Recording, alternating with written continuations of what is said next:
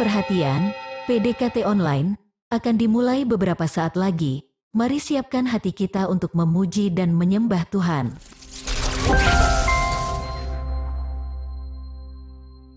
Shalom Sobat DC Ministry dimanapun berada. Puji syukur kepada Tuhan buat kasih setianya yang selalu baru bagi kita.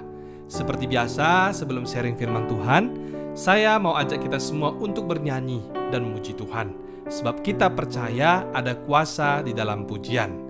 Tanpa menunggu lama, mari kita bersama bernyanyi lagu Nyanyi dan Bersoraklah.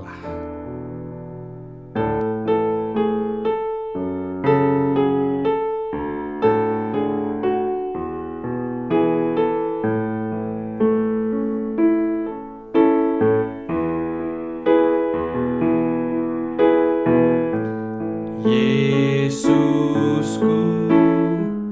penyelamatku, tiada yang seperti Engkau.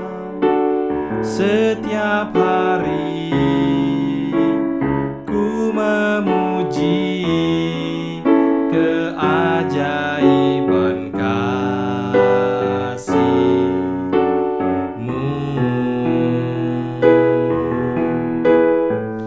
Penghibur,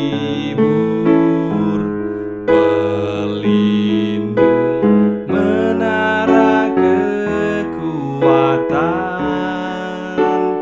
biarlah semua yang bernafas tak berhenti menyembah-Mu.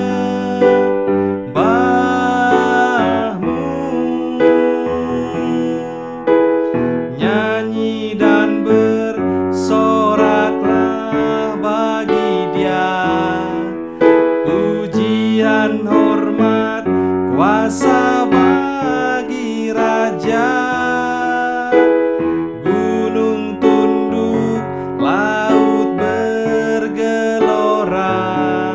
mendengar nama-Mu. Ku bersuka atas perbuatan-Mu,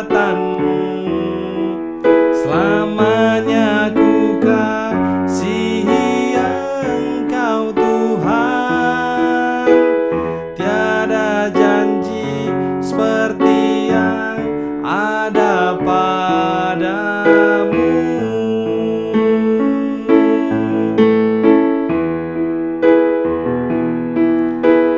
Nyanyi dan bersoraklah bagi Dia, puji dan hormat, kuasa bagi Raja.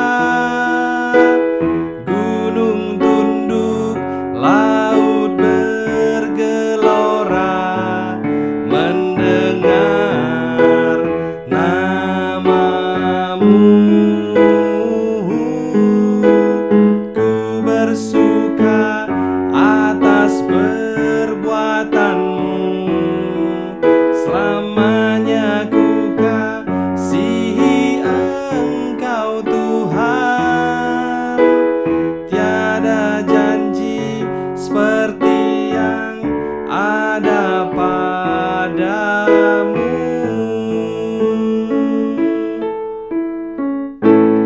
Mari kita bersatu dalam doa.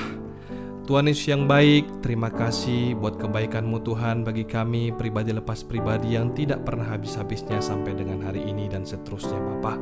Bapa, kami berdoa sebentar kami mau mendengar sharing firman yang dibawakan oleh hamba-Mu. Biarlah kiranya setiap kami yang boleh mendengar pada hari ini Tuhan, boleh dijamah oleh firman Tuhan, sehingga setiap firman yang boleh kami dengar juga Bapa tidak kembali dengan sia-sia, boleh bertumbuh dan berbuah di dalam kehidupan kami. Sembunyikan hamba di balik salib-Mu, dalam nama Tuhan Yesus. Mari sama-sama kita yang berdoa dan percaya katakan amin. Hari ini sharing firman yang akan saya bawakan berjudul Mengapa Tuhan mengizinkan sesuatu terjadi di dalam hidupku. Judul sekaligus pertanyaan ini seringkali muncul di saat iman kita sedang lemah. Apakah itu disebabkan oleh masalah ataupun pergumulan yang begitu besar, sampai-sampai membuat kita takut, gentar, bahkan juga lupa kalau Tuhan kita sebenarnya jauh terlebih besar dari masalah kita tersebut. Atau disebabkan hal lainnya yang saya juga tidak tahu, sebab mungkin masing-masing orang punya jawaban masing-masing mengapa mereka bertanya demikian. Namun apabila ada yang bertanya kepada saya mengapa Tuhan mengizinkan sesuatu hal yang tidak enak terjadi dalam hidup kita, maka saya akan menjawabnya dengan dua alasan. Yang pertama, karena semua yang terjadi dalam hidup kita itu adalah kedaulatan Tuhan, atau yang biasa dikenal orang dengan sebutan takdir. Sesuatu kehendak Tuhan yang mutlak, yang tidak bisa kita ganggu-gugat. Kemudian alasan berikutnya atau alasan kedua, simple, karena kita masih berada di dalam pergumulan itu. Jadi kita belum bisa melihat apa maksud dan rencana Tuhan atas semua hal yang diizinkan olehnya untuk kita alami. Saya pribadi sebagai contoh baru bisa tahu apa maksud dan tujuan Tuhan di balik setiap pergumulan yang terjadi itu setelah saya berhasil melewatinya. Saya rasa banyak dari kita yang juga mengalami hal yang demikian, bukan? Setelah keluar dari suatu pergumulan, disitulah baru kita memahami kalau ternyata kemarin itu kita diizinkan menghadapi masalah demikian. Ternyata Tuhan punya rencana agar kita bisa sampai pada suatu titik dalam hidup kita yang sekarang kita jalani hari ini. Maka dari itu saya rindu hari ini kita belajar sesuatu dari seorang tokoh yang terkenal dalam Alkitab, yaitu Raja Daud. Sebab Daud begitu banyak menghadapi masalah dan pergumulan di dalam hidupnya. Saya berharap kita bisa menangkap sesuatu dari kisah Daud. Dan setelah hari ini, kita semua tidak lagi menjadi pribadi yang penasaran, menghabiskan waktu untuk bertanya dalam hati mengapa, dan mengapa. Tetapi kita belajar percaya bahwa selama aku dalam Tuhan dan Tuhan dalam aku, masalah boleh saja silih berganti terjadi dalam hidupku. Tapi semua itu akan mendatangkan kebaikan. Tidak perlu aku harus tahu dengan segera apa maksud Tuhan di balik semua pergumulanku. Tapi kita mau curiga secara positif pada Tuhan, bahwa setelah selesai proses ini, kita akan memperoleh sesuatu yang besar daripada Tuhan. Sebab Tuhan melihat apa yang tidak kita lihat hari ini. Sobat DC Ministry yang dikasihi Tuhan, Tuhan kita Yesus Kristus adalah Alfa dan Omega, yang awal dan yang akhir. Dia tahu secara detail segala sesuatu tentang kita dan juga masa depan kita. Sehingga sebenarnya kita tidak perlu lagi merasa ragu ataupun khawatir. Selanjutnya, apa yang hendak kita pelajari dari Raja Daud pada sharing kali ini? Mari saya ajak kita untuk mengingat kembali sebuah mazmur yang ditulis oleh Daud, yaitu Mazmur 23. Kabarnya, Mazmur 23 ini merupakan mazmur yang paling terkenal dari sekian banyak mazmur yang pernah ditulis oleh Daud.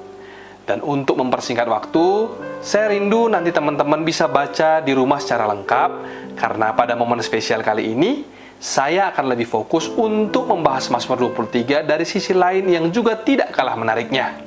Sebab itu pastikan kita semua untuk stay tune, menonton sharing PDKT online pada hari ini sampai selesai ya teman-teman.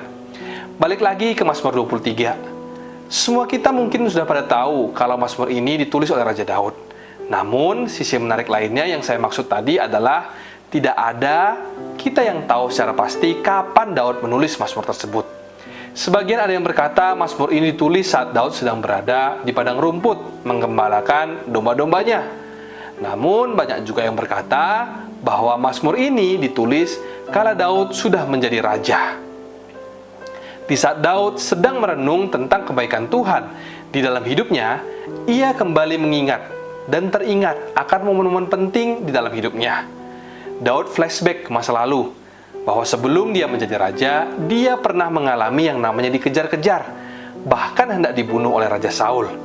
Karena sebelumnya lagi ada suatu kejadian yang membuat Saul marah dan dengki kepada Daud akibat pujian serta tarian dari para perempuan Israel yang mengatakan kalau Raja Saul mengalahkan beribu-ribu musuh, tetapi Daud mengalahkan berlaksa-laksa.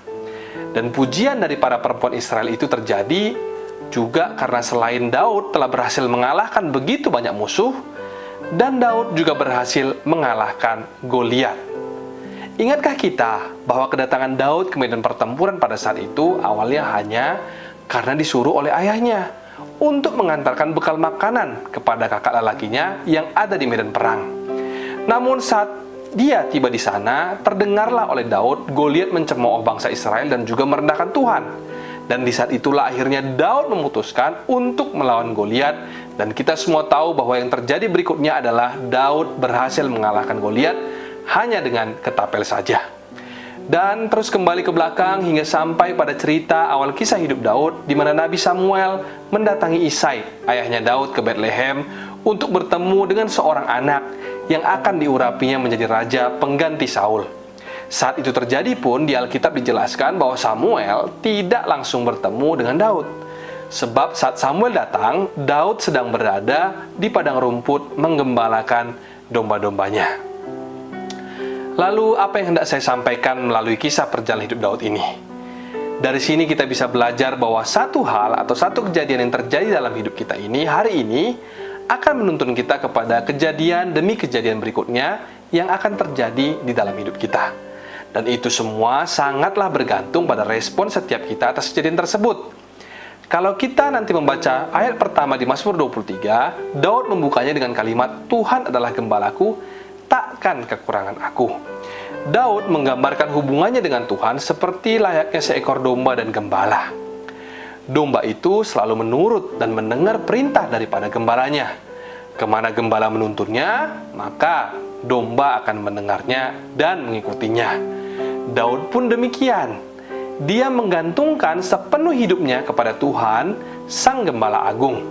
Di saat dia diizinkan mengalami setiap kejadian dalam hidupnya, sekalipun kita tahu kejadian itu tidak mengenakan, tapi akan tiba saatnya di mana Daud mengalami sebuah promosi yang luar biasa daripada Tuhan. Sekalipun kalau kita dengar dari cerita Daud, bahwa Nabi Samuel sudah mengurapinya menjadi raja pada masa mudanya. Tapi Daud tidak langsung serta-merta menjadi raja, melainkan harus terlebih dahulu mengalami berbagai macam proses dalam hidupnya.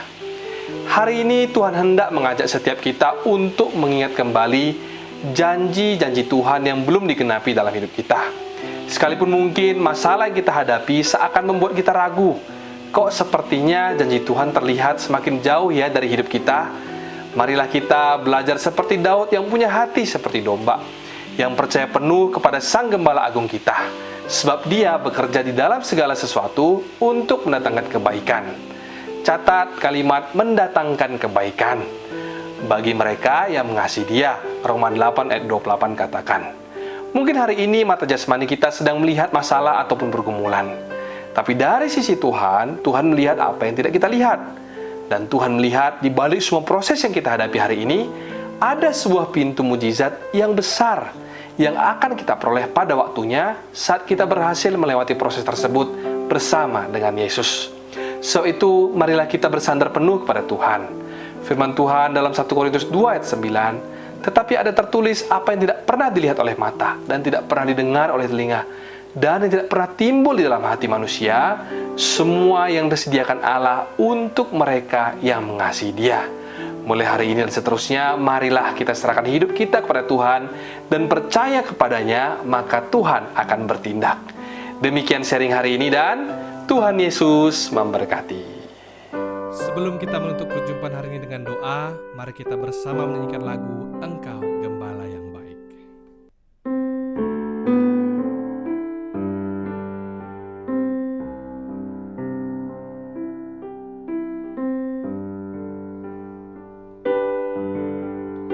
Engkau gembala yang baik, Kau menuntun hidupku,